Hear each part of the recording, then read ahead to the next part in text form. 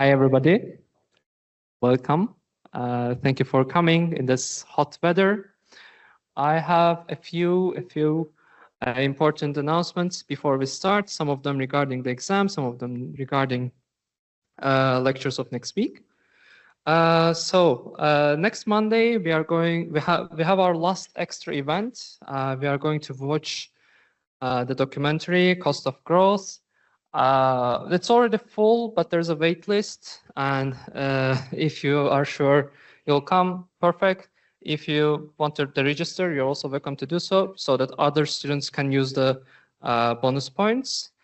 Next week, Wednesday, you have our regular session. Professor Christiane Fröhlich will join from Hamburg online. It's a full online, and we'll have two speakers for the session.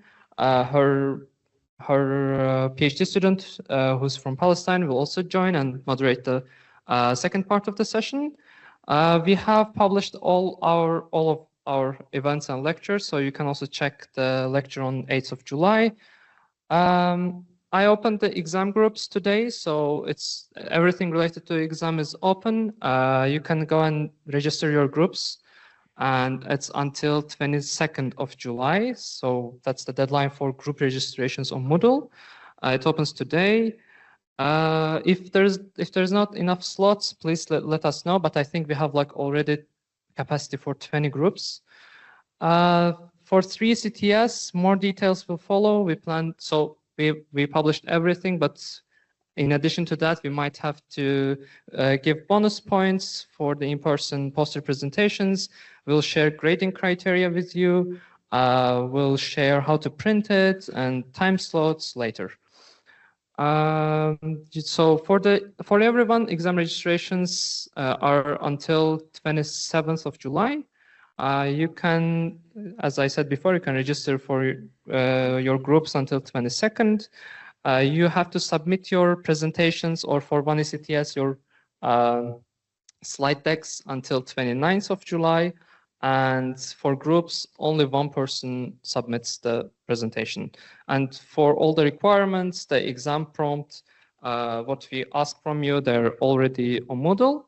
But for 3 ECTS, we'll share more details about the exam format itself, the technical details. We'll discuss it during this weekend with our team, and we'll share the final details. But regarding the content, it's finalized. And now, today's lecture. We are very happy to welcome Benjamin Neimark. He is a reader in Geopolitical Ecology at the School of Business and Management at Queen Mary University of London. In his own words, Benjamin is a human geographer and political ecologist whose current research looks at the US military as a global climate actor and more broadly, the environment footprints of the world's militaries. He leads a new UKRI grant on military critical mineral supply chains and decarbonization, which uses a geopolitical ecology lens to examine the critical geopolitical and political economy of large institutions, such as militaries and their role in the multiscalar environment and climate breakdown.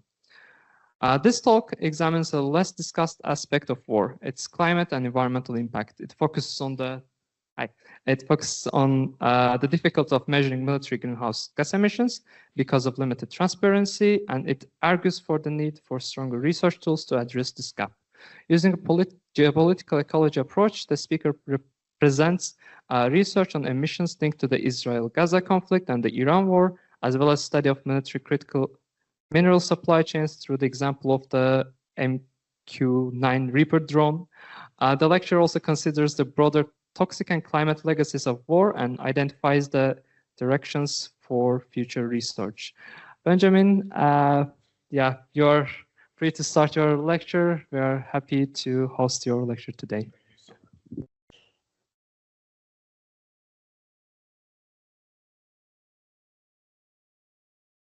Should I shut this one off? Yeah. Yeah, this one I could.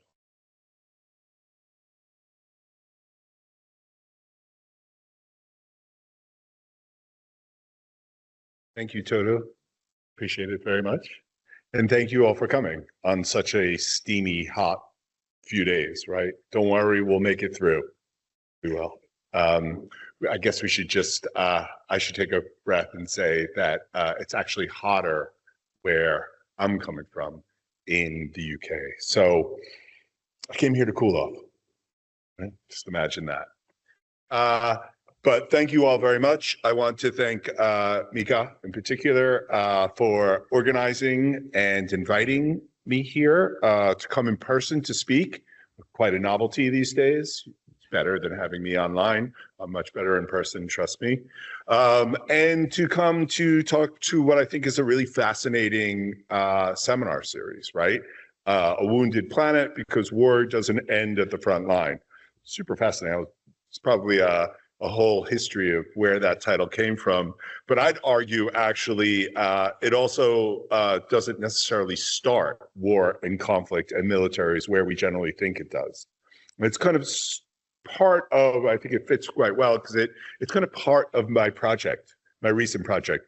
And I'm sorry if in the back, my voice does carry, but this is a rather large room. If you can't hear me, just kind of go like this, and I'll move closer to the mic. But I look forward to sharing some of my current and previous research with you, and hope this talk, if anything, spurs some intellectual curiosity, something maybe you've never thought about, something that you're interested in, and it has completely revamped your research outlook. That would be fun too. But if anything, thanks for sticking with me for the next hour and a half. Okay. Although this is kind of pitched as the quintessential future warfare, I'm going to talk a little bit about this kind of spaceship thing looking thing up here, right? The QM9 Reaper drone.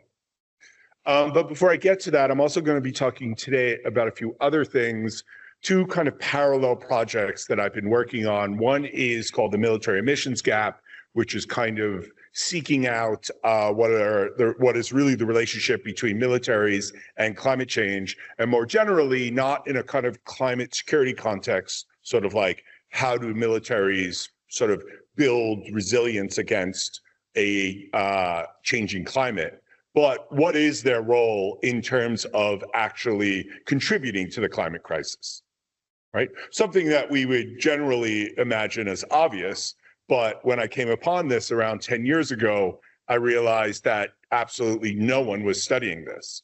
A great place to be as a researcher, as an academic, of course, as you all know, but an absolutely horrible place to be as a human being thinking about the ways in which we combat climate change and cut carbon emissions with some of the largest institutional actors of the world freely and emitting greenhouse gases without any sort of transparent accountability, right? So if that's not depressing enough, I'm going to start. So what I'm going to do today for you is start with a story. It's a brief story, but it's not my story. It's a story by Jane Meyer, one of the most, and what I think is one of the most powerful long stories of drone warfare. And I'll get to the kind of logic by which why I'm talking about drones and why I've been so fixated on this drone in particular, the MQ-9 Reaper, for the past year. What I think is it's a really powerful sort of long story of drone warfare, but one written around 15 years ago. Okay. On August 5th, officials at the CIA Central Intelligence Office at Langley, Virginia, watched a live video feed relaying close-up footage of one of the most wanted terrorists in Pakistan, Bahoud Massoud, the leader of the Taliban in Pakistan. He could be seen reclining on the rooftop of his father-in-law's house in a hamlet in southern Waziristan. It was a hot summer night, and he was joined outside by his wife and his uncle, a medic. And at one point, the remarkably crisp images showed that Massoud, who was suffering from diabetes and a kidney ailment, was receiving an intravenous drip.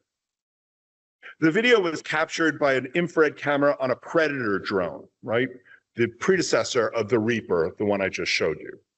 A remotely controlled unmanned plane that has been hovering undetected 2 miles above the Massoud household. Pakistan's interior minister at the time Rahim Malik, told the author that Mashoud was resting on his back. Malik, using his hands to make a picture frame, explained that the predator's targeters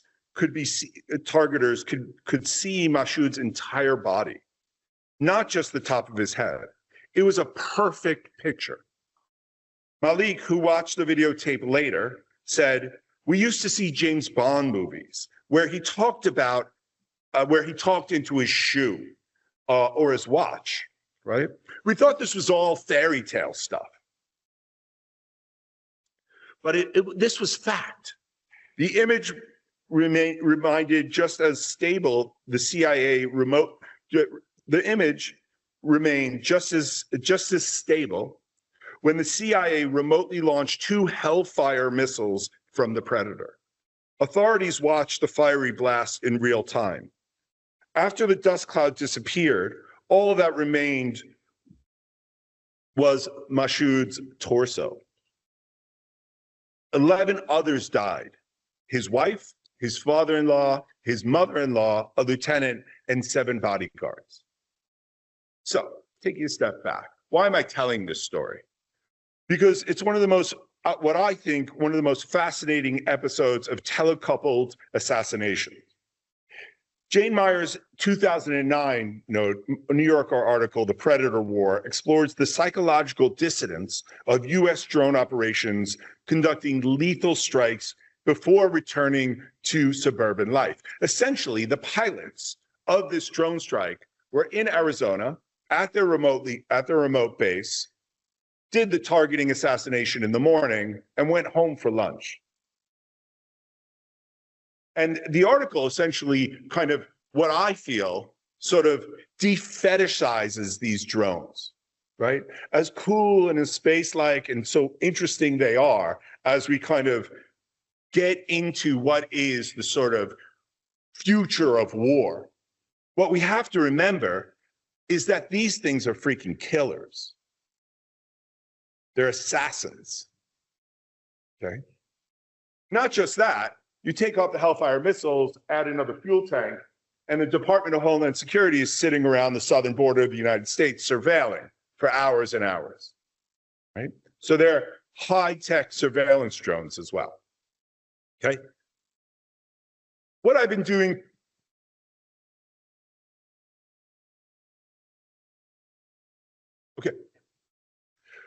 So what I've been doing for the past 12 months is essentially re-engineering the MQ-9 Reaper drone, right? And so the question is, why am I doing this? And so I've been part of a project called Critically Green, which I'll introduce in a second, which essentially uses a life cycle assessment, right, to calculate both the carbon and associated environmental footprint of militaries. In particular, looking at critical mineral supply chains of hardware, military hardware, okay? So I've essentially been taking apart this drone and trying to figure out what its carbon and environmental footprint really is, okay? We'll get into that in a second. So thinking about these kind of drones and taking them apart, right? And sort of then thinking about what their environmental footprint is, one asks kind of, what do the critical mineral supply chains of this hardware look like? And if you ask military people I've been sort of, even procurement people I've been speaking to over the past year and a half, they have no clue, right? Military prime contractors, such as Lockheed Martin, BAE Systems, some of the largest in the world, rely on tens of thousands of subcontractors, right? And suppliers to obtain the vast portfolio of minerals embedded in their hardware. Global Accountability Office in the US found that the DoD, the Department of Defense, Pentagon, uses up to 200,000 contractors alone, right? So beyond what we call a kind of tier 1 supplier, right? The person you're essentially buying the drone from, in this case, General Atomics, yeah? And also parts from that drone, which might find your way into tier 2 supply chains, okay? Most militaries and military procurement offices have no idea after that, tier 2, tier 3, all the way to tier 7, right? Essentially, they have very little accountability where these critical minerals come from. Now, you could say, why does that matter? It's not a big deal. Well, in December 2027, the Trump 2.0 administration put essentially a regulation in place that no military hardware from the US or its components into NATO can buy any part that uses rare earths, titanium, or tungsten from mines emanating from China, South Korea, Iran, or right? And so actually knowing these critical mineral supply chains are quite important, okay? All right, just kind of put that into context. So where are we here? This is no longer working for me.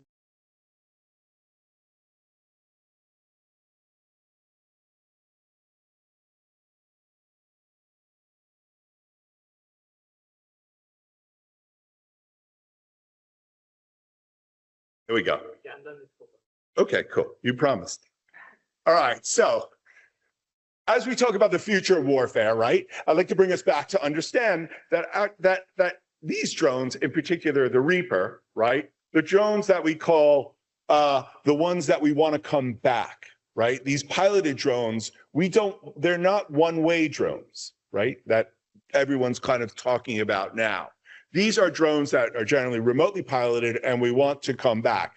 And these were supposed to be sort of, I guess you could say, phased out over years. But because of different path dependencies and the fact that these things are just super good at killing people, they keep buying them, reordering them, and now they're spreading as NATO countries also purchase them, okay?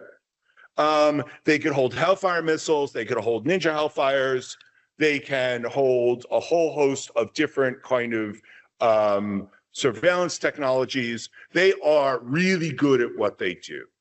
This is as compared to what we kind of see on the news now, right? These, and I don't mean to kind of be giving you a lesson in drones here, but just to understand a drone is not a drone, it's not a drone, right?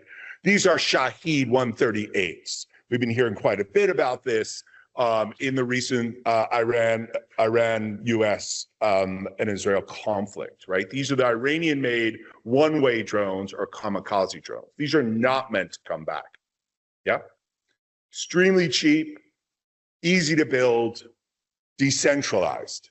These are also the ones that now Russia is building, and whether we think these are the most remote, like sort of antiquated technology, the US is building its own Lucas drone, which is a replica of this drone, yeah?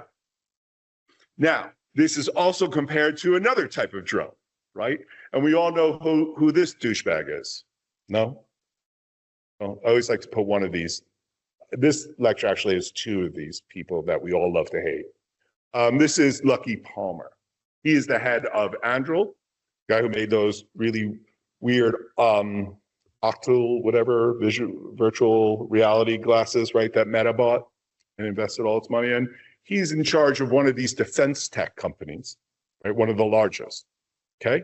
And they're building what we call our collaborative combat drones, right? These ideas that drones can fly alongside stealth jet fighters as the F-35, right? They're not here to replace, right, which politically actually works in their favor, because it then doesn't put them up against Lockheed Martin, right, as saying you're now old and we're the new kind of warfare. It actually politically works well with them. And then we move on to other types of drones, but the reality and what I want to get into is kind of the discourse of these drones. It's important to sort of understand the sort of rationalization and the justification of these drones. They're meant to be thought about as being affordable, right? This concept where they're able to kind of really do their job with precision, all within a price that's affordable, right? This is by Chris Bose, the president and CSO of Anduril Industries. if anyone was able to catch his interview with in the New York Times podcast. It's really, really excellent and really scary. Actually, scarier than the Peter Thiel interview that took place a few months before. Everyone knows who that is, right? Yeah. He is also the CEO of Palantir. Okay. But it's important to understand the kind of concept here, the discourse allowing the sort of movement of these defense tech companies to be front and center in what we know is now the new military-industrial complex. There's also discourse around these drones about democratizing. Right now everyone can get in the game.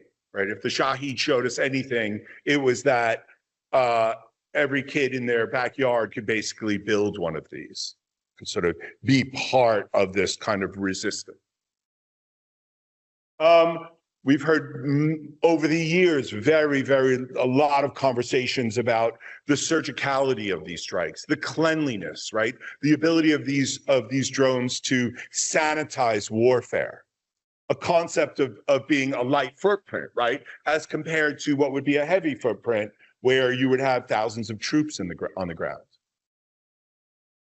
And also a really good kind of paper, if you guys want to check out, this idea of dual use. We hear this discourse a lot around these drones. The idea that not just, they're also advancing civilian technology as well, right? Well, the concept then permeates into the idea that if everything's dual use in terms of warfare, then when does the military end, its military use end and begin? And so it permeates the militarization of everyday life. So, getting into this theoretical kind of ways in which thinking about drones, I think is very important, as it helps me sort of, at least motivates me to sort of understand what's under the damn hood of these. And what we've kind of realized is that these drones are essentially just a frame with a whole, it's super modular with all these kind of commercial components that can be strapped on or flipped on or taken off at different points, which makes sort of getting into the analogs of it, getting into the heart of each of these components extremely difficult if you want to do what we're doing, which is called a life cycle assessment. I know this is a technical university, so maybe someone in this room know what a life cycle assessment is much better than I do. I've had to learn about this when we started to do the project. But it's the idea that you could kind of trace back, do a kind of material transfer assessment of different things and sort of understand its cradle to gate, right, where something is bought, or cradle to grave, right, all the way to where something can be sort of either recycled or thrown away, right? And everything essentially has a footprint. What we try to do is measure its greenhouse gas emissions footprint, but also its wider environmental footprint. Okay? So this builds into what I'm going to introduce is the first of two projects I have going on right now. One of them, Critically Green, which I already sort of introduced to you, which is essentially a project that traces military critical mineral supply chain. Yeah? So where are militaries getting their critical minerals? What minerals are important to militaries as compared to civilian use? And what's the kind of geopolitical and political economic kind of relationship going on, right? Do military demand for these critical minerals then inflate or drive up what are civilian use, right? Are they the same minerals? Yeah. What special access do militaries have? Yeah. All these, I think, are fascinating questions which we're sort of exploring. Right now, we're focused on looking at rare earth magnets, neodymium and samarium, cobalt. These are the same magnets that militaries use, but they're also used in EVs and windmills, right? So these are kind of, again, a very comparable magnet, right? They're not just like military magnets, but their ability to withstand incredible, intense amounts of heat and maintain their thermal capacity, right, This is me trying to talk technical, and you guys are like, yeah, this guy doesn't know what he's talking about. But no, right? This is like, these are the magnets that militaries use and are sought after. Yeah. And like it or not, 90 to 95% of them come from China. China has been able to essentially monopolize the ability to produce these magnets. I like to take steps back. So here's another step back, right? Being a kind of social theorist at my heart, I also want to provide, and one of the purposes of the projects I'm doing is to provide people with the tools to do what we're doing, right? We don't want this to be a kind of niche academic exercise, right? We want people to be able to do this as well. Some of the papers we've written, we've really pushed the idea, here are our methods, please go out and try them yourselves, right? One of the things we'd like to do is provide people with a theoretical framework, a theoretical understanding of how you can kind of measure and map military footprints. And one of the kind of projects that we came up with, or the theoretical frameworks, is a geopolitical ecology. It combines the strengths of political ecology with those of critical geopolitics and political economy, right? So, you know, the strengths of political ecology, which I'll get to in a second, with that of critical geopolitics, so decentering the state, with that of a kind of historical political economy, right? And so it sort of mashes these all together, but it's also kind of good to sort of think about the way in which they interact and in relation to each other. Very kind of simplified, hold your hand way of understanding this just came out in a book chapter. It's open access, so you don't have to buy the ridiculously exploitative Routledge sort of handbook. So we made it open access, and you could come and check it out. Now, what is political ecology if we're talking about geopolitical ecology?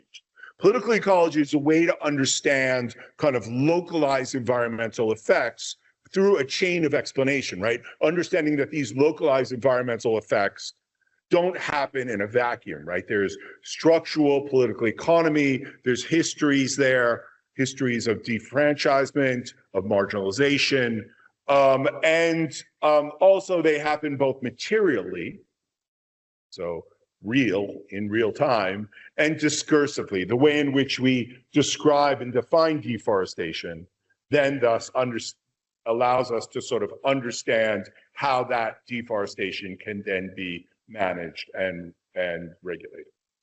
And so here's a good example. This is a picture of research I was doing on a nickel and cobalt mine in Madagascar, and sort of understanding that environmental change wasn't necessarily happening because locals were going out and practicing shifting cultivation, which is generally how deforestation is blamed and then understood in Madagascar, but through a large, massive, probably the largest mine or investment in Madagascar's history for nickel and cobalt, right? Nickel and cobalt both being critical minerals that we're relying on for this. Renewable energy. Yeah? Paradox here, right? So understanding that paradox, political ecologists like to do that. Now, with these critical minerals are making their way into the sort of geopolitical framework, militaries, that's where geopolitical ecology comes in and has its strongest. One example of this was a paper I wrote a few years back, which sort of opened up the world of military, understanding military footprints, with a colleague of mine, Patrick Bigger, about the Great Green Fleet, which was a frigate built during the early Obama years and then moved along during kind of years after that for a new green fleet of the US Navy, which then can use drop-in biofuel, right? Most namely, chicken fat from fast food restaurants. And this idea, and it moved markets, right? This idea that this great green fleet could also kind of produce a sort of political economy in places it touched down, right? We showed that. But what we also showed was that what being green did for the US Navy was it was able now to detether from what was the bloody and expensive kind of movement of oil infrastructure, which was seen in Iran and Afghanistan, right? Which troops died just trying to move this gas and oil through to the front lines, right? This logistical, bloody logistics or violent logistics, right? And this allowed militaries to think about ways in which it could fight wars differently, right? Detethered from fossil fuels. Taking this into sort of understanding geopolitical ecology within the world of critical minerals is another story, right? Thinking through the ways in which both rare earths and what we understand, and this is something you could like spout out at a dinner party now, right? You know, there's two types of rare earths. There's the light rare earths and the heavies, yeah? And the light rare earths are something that more generally, what we do know is that rare earths are not necessarily rare, and they're not necessarily made from the earth. Yeah? Rare earths are pretty abundant, particularly the light rare earths. Yeah? You could find them, you know, in many countries. And the problem is they're taken into kind of found and isolated into oxides using a midstream processing that is very, very expensive and very, very environmentally and fossil fuel heavy. China has the lock of this midstream. It's the heavy rare earths that make it military grade, right? And these are the ones that are harder to get our hands on. Yeah. And so these found in northern Myanmar, essentially extracted from China, and now India is working through its partnerships to get it out as well. And so this is where the kind of concept of geopolitical ecology I find to be very helpful to sort of detach and detether all the complexity that's going on here as rare earths now are making their way through the mineral supply chain and into the reaper. I kind of preempted the punchline already, but this is where all the magic happens, right? We imagine kind of the nasty, dirty mining operation of critical minerals. But rare earths, this is where the dirt happens. The midstream. This is where the very similar 17 sort of elements that we call critical minerals are separated and oxidized. Coming out of this, what is a very sanitized midstream is actually a very dirty and nasty and toxic kind of footprint. And this is what we've been tracing in one of our projects. Sort of this complexity, right? The kind of upstream into the midstream, into the downstream. As you could imagine, all these have their own separate sort of footprint.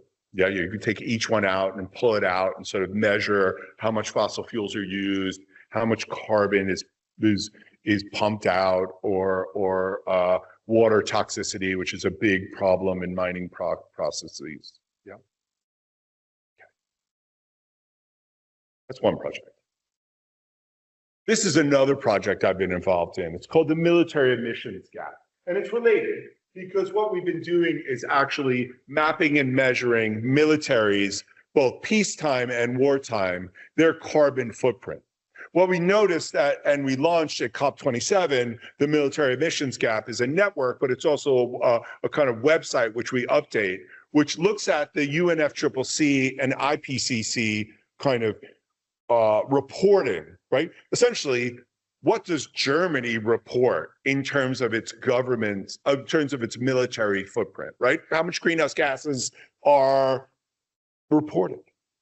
Okay. Germany we rated Germany as having a kind of fair to poor reporting exercise of their militaries, which actually, amazingly, is pretty freaking good. I think there was one country that did it in a way in which we could actually trace their military emissions. Everything else gets embedded either under industrial emissions or doesn't even get reported at all.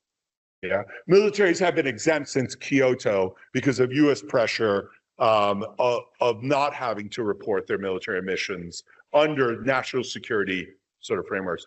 All that is generally BS now, right? I mean, you know, what you're one Google stroke away from understanding the arsenals of all militaries. Yeah, and we're pretty good at sort of understanding what those arsenals can produce in terms of greenhouse gas emissions, right? But as academics, we shouldn't have to be doing this. Yeah, it's mandated during the Paris Agreement, which made it voluntary, right? And so militaries just, and governments just don't do it. And so we've been sort of calling them out and trying to get the UNFCCC and IPCC to make a specialty working group and to kind of start to mandate transparent reporting of military emissions. Yeah. Good luck with that. But we're trying. We're going to keep trying. This is another kind of two papers we came out with, sort of, as I mentioned before, trying to build an army of our own, trying to build researchers that are interested in kind of tracking military emissions, calling out militaries for their carbon footprint. And these were two papers that we wrote on an earlier project called Concrete Impacts, which looked at the way in which the US military sort of produced, bought, and put up concrete barriers during the Iraq War. Concrete being the roasting and clinkification of concrete being what they know is the fourth largest contributor to greenhouse gas emissions globally, right? The roasting of cement for concrete. Yeah. And so we kind of tracked all and measured all of the what we call T-walls, so Texas walls, Texas barriers that were used to build the green zone, and also kind of built other separated during the U.S. counterinsurgency strategy to separate Sunni and Shia communities. This idea that you could separate communities for security purposes, right? And so we mapped all the walls, measured how many were made, and then calculated their footprints. There's enough concrete laid just in T-walls to bring, for the distance, which measures the distance between London and Paris, in Iraq alone, in Baghdad alone. Yeah. So these were papers, and these have clear, direct methodologies by which people could read, and we make a call out. Please use these methodologies, right? Measure something else. Let's get it out there into the public. Let's start calling out militaries and governments to report a transparent greenhouse gas emissions footprint.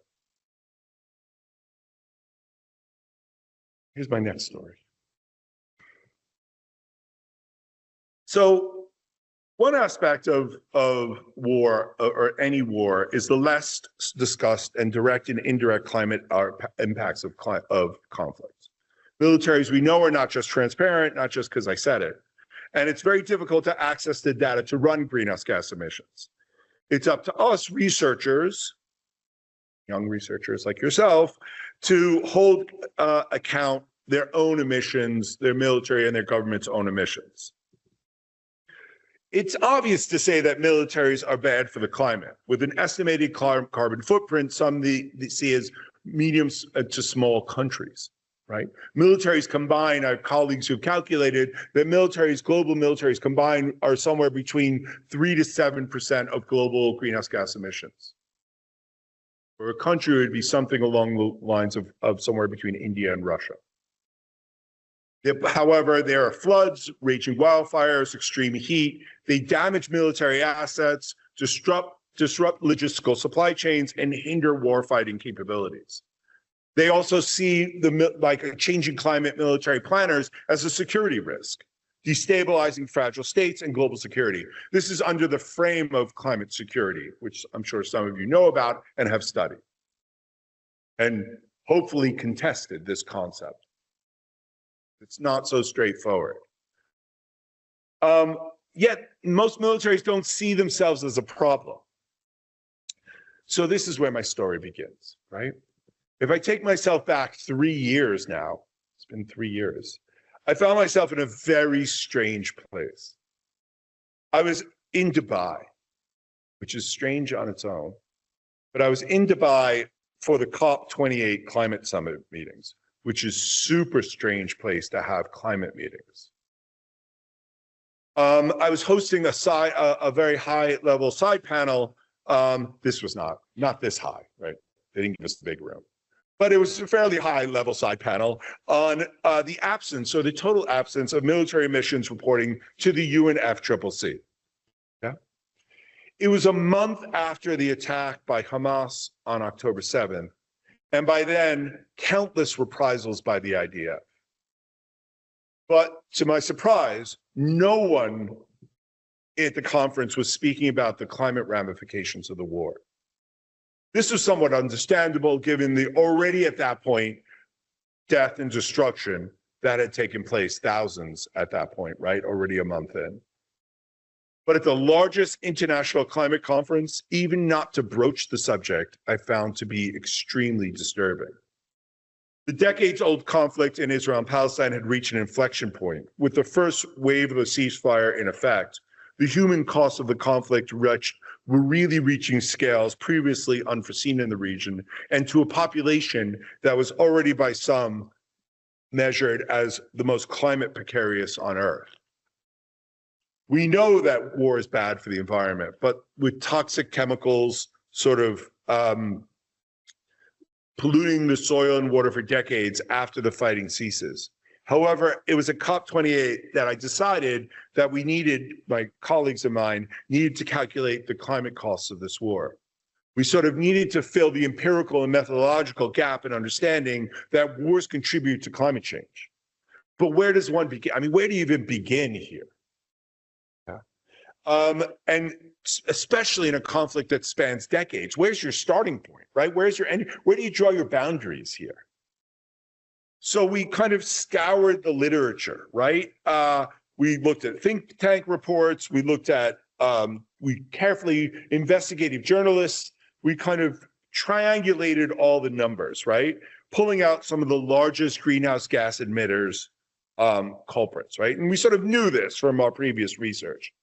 Heavy diesel oil from tanks, munitions, sort of combustion of munitions, jet fuel, J8, J10 from S-16s, F-15s, even some of the early use of F-35s, and probably one of the biggest, right, cargo jets, right, the sort of restocking and refueling of the IDF from the U.S. We, however, kind of working through some of these immediate costs, began to move to the more less obvious sort of understanding of, you know, given our work already on kind of the concrete in Iraq, thinking about kind of what were the pre-conflict sort of implication of concrete barriers, right? Particularly the miles and miles of concrete of Hamas tunnels that had already been laid. Or the Israeli kind of iron fence, what they call, or smart fence that covered Gaza.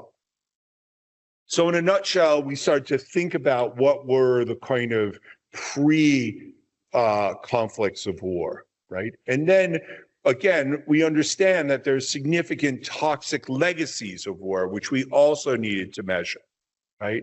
And so after this kind of first study, we started to think about what are going to be the post-conflict emissions? What does it take? What does it mean to reconstruct Gaza? And I'm not talking about the Kushner kind of understanding of a Riviera of Gaza, right? I'm talking about homes, schools, mosques, hospitals, like the basics. What does it take even to remove the rubble? Yeah. And so we had colleagues who actually measured this, thinking about what does it take to use these crushers to move the mountains and mountains, 30 tons of rubble debris alone. Forget the toxic sludge of asbestos-ridden materials that are from the debris itself. We began kind of thinking through what this looked like, and we developed a kind of basic sort of understanding, and you can't really see it here, but we really started to construct what was a kind of pre-conflict, conflict, and then post-conflict methodology. which is hard. Yeah. I have, we debate with different colleagues around these things. And one of the concepts that comes up, actually, she's in Germany, which university, but she came up with this idea of military metabolisms, right? This idea of like not understanding militaries as a kind of, or a conflict as a starting point, right? When is Israel and Gaza not at war? When are militaries not being moved or prepared or trained? And so when is your starting point? I had a PhD advisor who once said, where you start your history on something is extremely political. And it is here. It's quite political. And so what we've kind of developed to the best of our ability was an understanding of the war up to the first ceasefire, first year, 15 months of the war. And we developed a kind of a basic sort of methodology of how we were going to measure, given the kind of investigative journalism essentially that we did, right? And we had to do all these, what we call, and I'm sure you guys are quite aware of them, but sensitivity analysis, right? Monte Carlo analysis of sort of understanding both the material, how far away on the range of the material we could be, but also our calculations, right? And so we came out with this publication in One Earth. Someone was finally happy with what we did. It took a long time, working on this publication for a really long time, and finally came out with it. It got quite a bit of press coverage, but we figured out that in the first 1.25 years of the war, 33 million of CO2 equivalent was emitted, which is essentially, of the amount of 33 million acres of forest, right? The ability of 33 acres of standing of forest to take out over 1 year. This is a very conservative kind of understanding of military conflict emission. There were reprisals with Iran at that point. Think about all the B-52 bombers flying from a Midwestern base that flew into Iran to bomb what was the stored uranium at that time, and then flying all the way back, right? These are things you miss, right? These are things that, again, need to be accounted for during war. This, of course, builds off work we did earlier where we measured the U.S. military's hydrocarbon footprint over 1 year, 2017. Yeah. And we published this in the Transactions of Political Geographers. And this came out to be an incredible number. Just the understanding of how much hydrocarbon the U.S. military consumes in a year alone was, we thought, a fascinating finding. And this is sort of what I want to get to. And I'm sorry, this is very interesting to me. It might not be as interesting to you. But these are the things that I kind of have been studying lately. And so what we also came up with alongside colleagues, and I'm sure you guys know or have learned about what climate calculation scopes are. Yeah? Tell me, and I'll just flip the slide. But scopes are a way in which we sort of understand greenhouse gas emissions, right? Really quickly, scope 1 being tailpipe emissions, right? Direct emissions. Emissions that you could calculate what your car is essentially burning over a period of time. Yeah? Scope 2 being moving a step back and thinking about, well, what does the kind of movement of the energy that it takes to light this building, get the lights on right now? Those are kind of scope 2 emissions. They're not direct emissions, but they're not full supply chain emissions. Yeah. And then scope 3, which is the kind of larger kind of understanding, a more precise and much more difficult to calculate, is kind of moving back and thinking about what the longer supply chain looks like in terms of calculating emissions. And as you can imagine, this gets quite complex and unwieldy. But we try our best to get to supply chain emissions. Why? Because scope 3 compared to scope 1 is essentially probably scope 3 could get you 4 to 5 times more emissions than scope 1, right? So your calculations are much higher and much more realistic. So what did we do? We developed what we thought was a kind of a way in which to understand conflict emissions. So we developed our own scope, called Scope 3+, right? And these are conflict emissions. These are emissions that you can calculate when thinking about war, right? Only happen during war. And we thought this would be a way in which researchers like yourself could then start thinking about directly how wartime emissions can be measured. So we have things like land use change, fires only happen, land use change happens alone, but land use change due to conflict. Waste, right, and the movement of rubble and waste in theater, bunker fuels, and then fuels that need to be reloaded and used during wartime. Yeah, you guys get it. Yeah, and so this is a kind of way in which understanding this is important, because I guess we're doing an activity after this. And so this is what we're going to be thinking about after that. As you can imagine, and this is not necessarily something I wanted to necessarily do per se, but every time there's now a conflict, people come knocking on our door and wondering if we're calculating the conflict emissions of that war. Yeah? And so we were kind of asked, well, are you calculating this? And so we started to run the numbers, and we saw in the first 14 days of the conflict, in the Iran conflict, which was actually a very intense sort of moment in terms of greenhouse gas intensity, had roughly 5 million tons of carbon dioxide pollution equivalents, right? So these are other types of greenhouse gases, also carbon equivalent, roughly that of Iceland's annual emissions. Yeah? And we put this out, and we've actually had, again, more requests to continue doing this study. And so now we're putting out what is going to be originally a 40-day kind of assessment of the war up to the first ceasefire. Yeah. Yeah. And so one of the things we have to understand, and I only have a couple of slides left. I'm sure you guys are. We only have a couple of slides left, but what I kind of want to sort of say is that every war is different, right? Every war has its own topography, it's got its own geography, it has its own geopolitics. It has its own ways in which the wars are fought, right? Ukraine has a front line of 1,000 kilometers. The distance between Israel and Gaza is essentially the distance of a small US state. Think about it as like New Jersey. And so you could imagine the difference in terms of like what actually needs to get measured, what equipment's used and whatnot.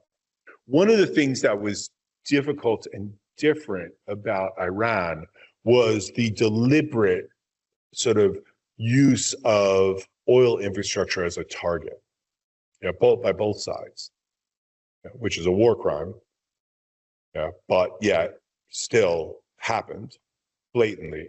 And so understanding what the carbon emissions of kind of the burning of these fossil fuels, and not just that, but the methane calculations. And we all know that methane is actually a more potent greenhouse gas, but it dissipates much quicker. So it's harder to measure. Right? Not just that, right, was the amount of methane actually being burned off, because the way in which oil infrastructures flow out of an area such as the Strait of Hormuz or the Gulf is that it's meant to be refined and moved. It's not meant to be stored as long as it was stored. And so a lot of the methane needed to be burned off. So they saw through satellite data large amounts of methane being burned, more than normal. Bloomberg did a really nice piece on this. Yeah? So these kind of, I think we're changing the discourse. Yeah, I think you're seeing now a lot more, definitely a lot more that was coming out 10 years ago. By no means was, people thinking about the direct links of climate change and war 10 years ago. But now it's really a kind of topic that is, and I think is important.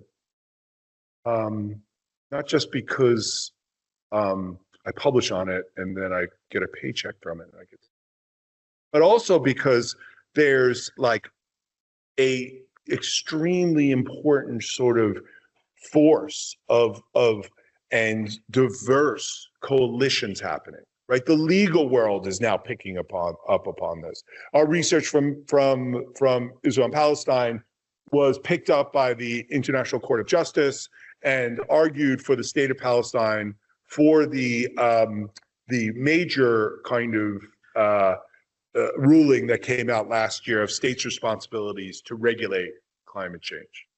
Yeah, it was not in the main opinion, but the American judge had a second opinion that came out, an amendment that mentioned conflict emissions. So we think this is really, really important. We're starting to get into the discourse. Yeah. We're also being talked about with different rulings around ecocide, right? The understanding ecocide, which is more acute kind of effects of war. We're now starting to kind of to permeate within conversations of ecocide and the ecocide law. Also in the UN and the Rome statutes, discussions about the environmental effects of war. Some of the research we're doing is being mentioned within these very, very what we call high-level talks on this. And so again, we're hoping that this, of course, not just changes the discourse, but the way in which militaries report and then hold them accountable to cut their emissions. Just stop there. Thank you so much. I guess we're going to go for questions, hopefully first. Yes, the test. The test will be fun. Don't worry about it. Just fun for me. I don't know. They know that was a thing. Yeah.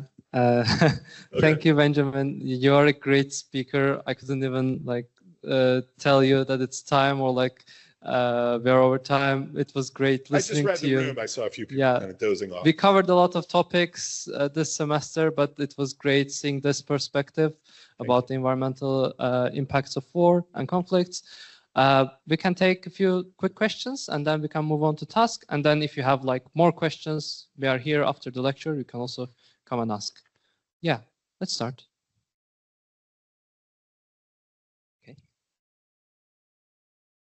My question is regarding the methodology.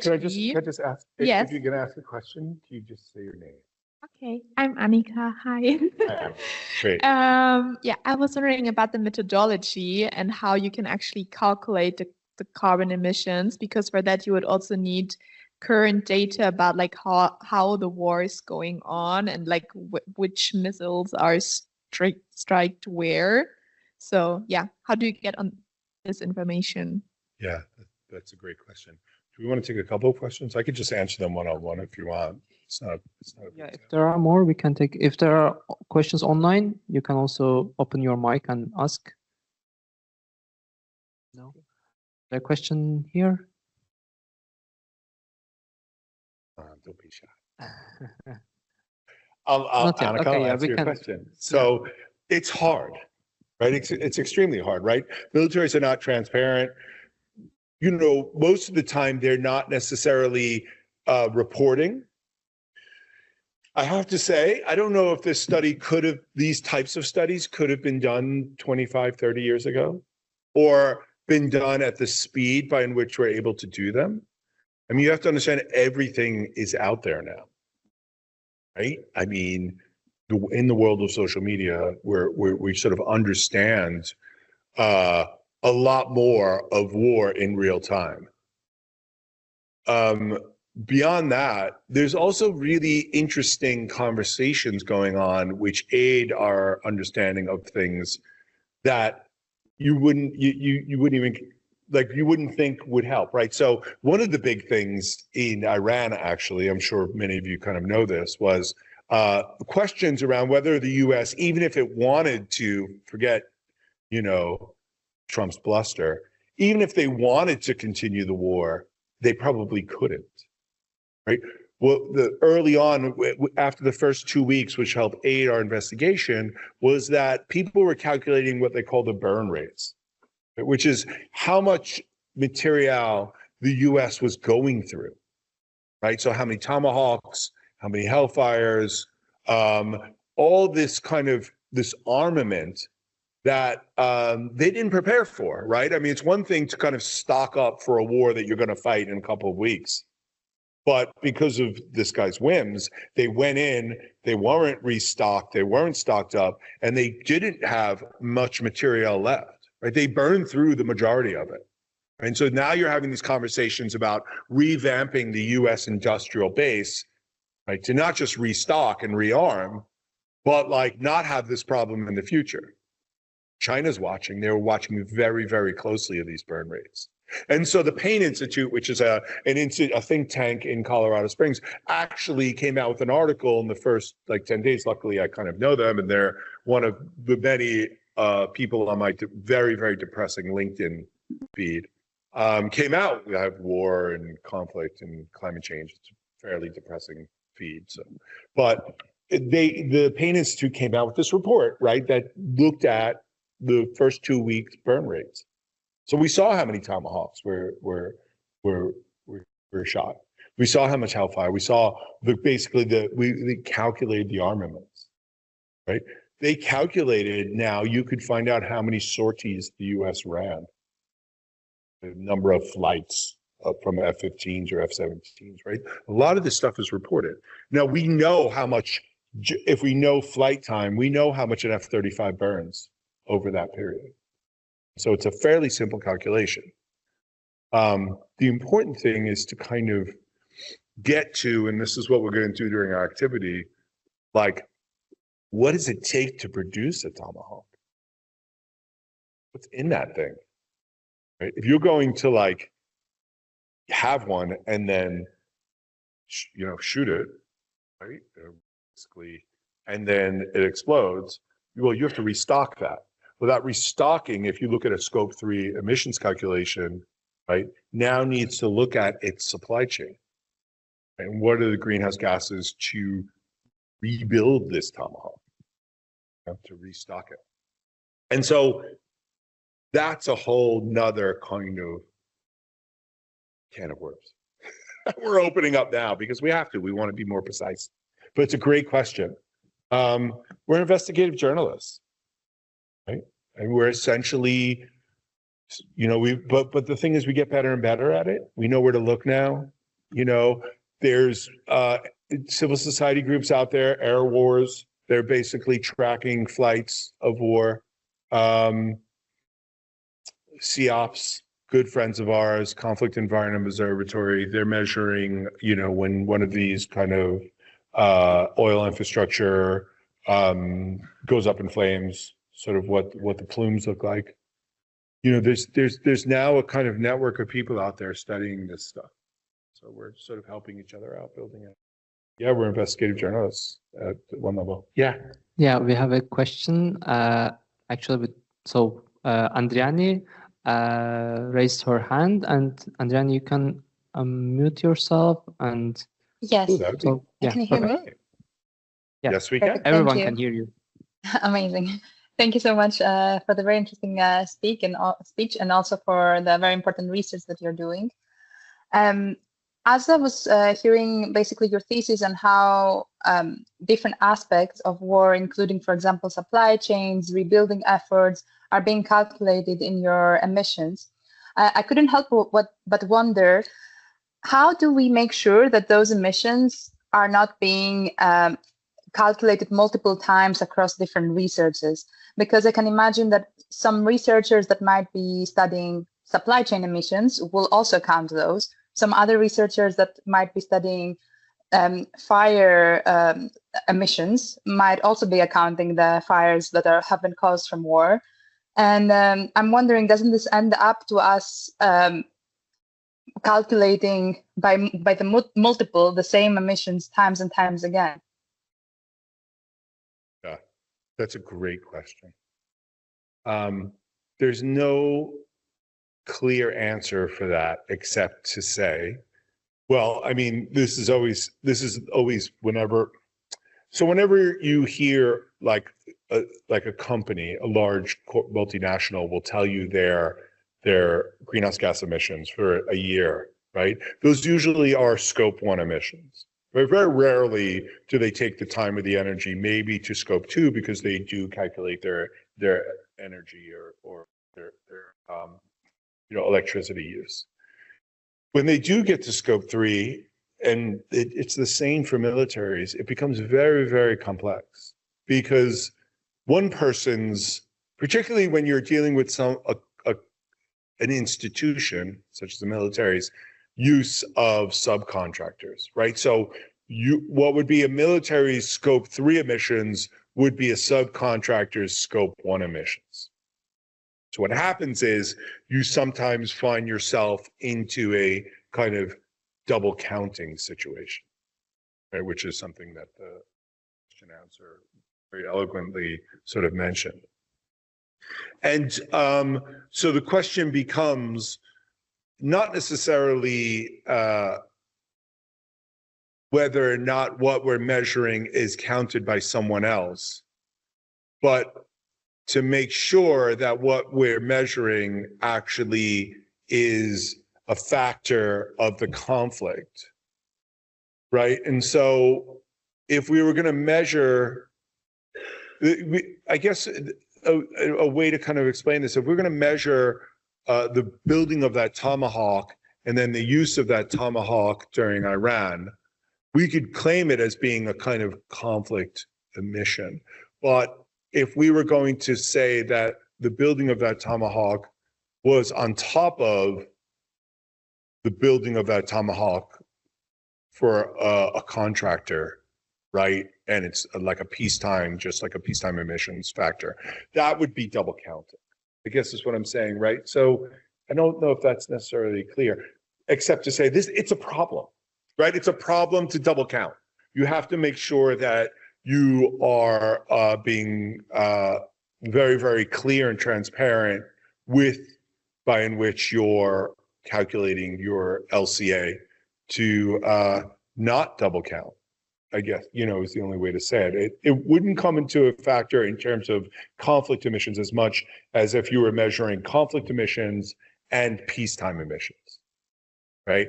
And so peacetime emissions, you could even kind of calculate building of tomahawks, like a military's building arsenal of tomahawks. And then you would have a number. And then during conflict, you would measure what the building of those tomahawks would be. Then you're double counting at one tomahawk. Yeah. And so it becomes more problematic when you're kind of starting to calculate peacetime and wartime emissions.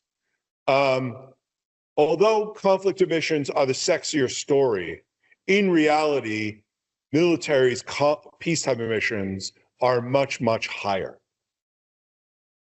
as you can imagine, right? Aircraft carriers are floating cities, right? And the US has 700 to 800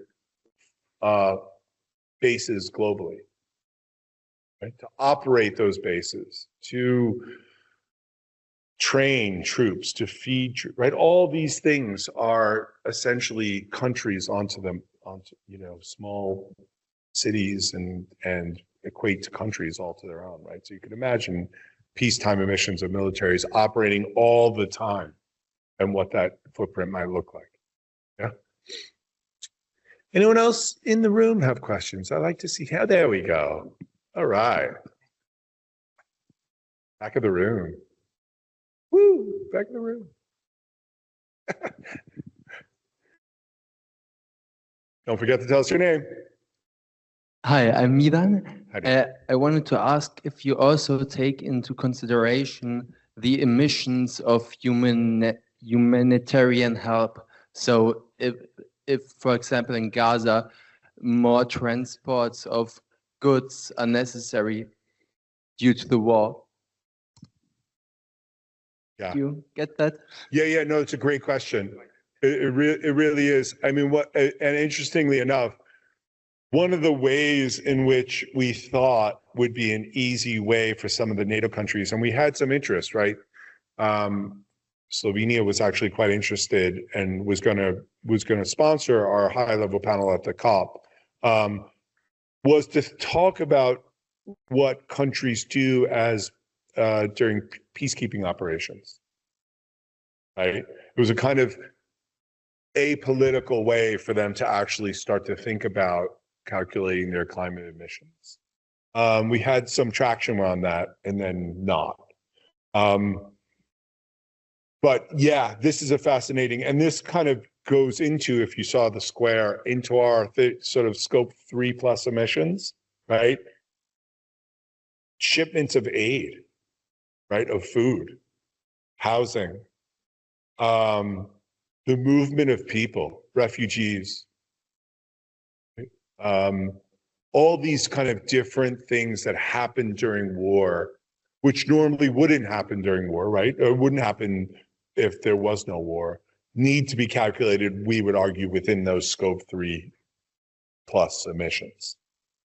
Now, the difficulties of doing that, right, exceed their own challenges, you know?